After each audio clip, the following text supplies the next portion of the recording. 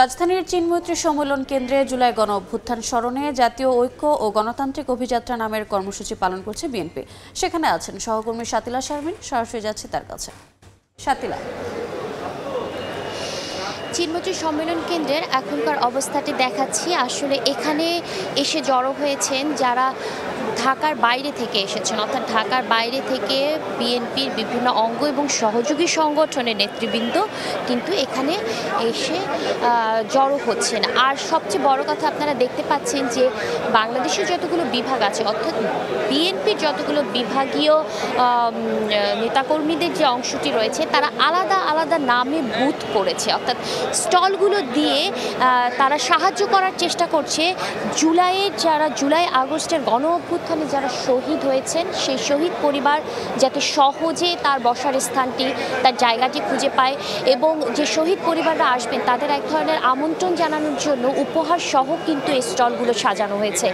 এখানে বিভাগীয় নেতাকর্মীরা রয়েছেন এবং তারা আমন্ত্রণ জানাচ্ছেন শহীদ পরিবারের সদস্যদের, সঙ্গে সঙ্গে যারা আহত হয়েছেন তাদেরকেও।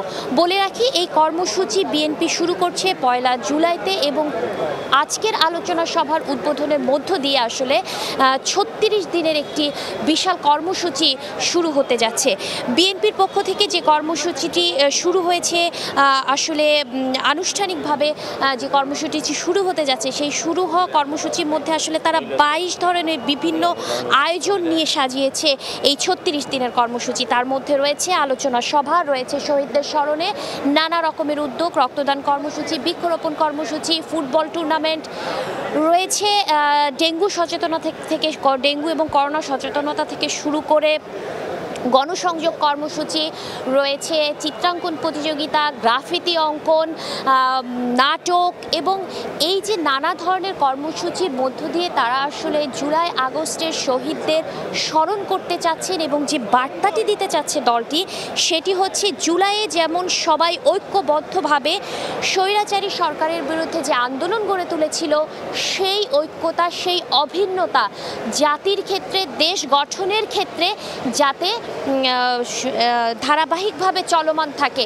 ঐক্যবদ্ধ জাতির যে ধারণা দিয়ে বা যে জয়গান গেয়ে এই কর্মসূচি শুরু হয়েছে সেই কর্মসূচির উদ্বোধনের জন্য অপেক্ষা করতে হবে এখানকার নেতাকর্মীদের, অর্থাৎ বিএনপি নেতাকর্মীদের বিকেল 3টা পর্যন্ত, এবং সেই 3টায় তাদের দলের চেয়ারম্যান খালেদা জিয়া এবং ভারপ্রাপ্ত চেয়ারম্যান তারেক রহমান কিন্তু ভার্চুয়ালি যুক্ত হবেন এই আলোচনা সভায়, এবং এই আলোচনা সভায় শহীদ পরিবার এবং আহতদের সরাসরি যে স্মৃতিচারণ সেটিও কিন্তু তারা আয়োজন করেছে, এবং এর মধ্য দিয়ে জুলাই আগস্টে যে ছাত্র জনতার যে আন্দোলন সেই আন্দোলনকে তারা সম্মান জানানোর চেষ্টা করছে।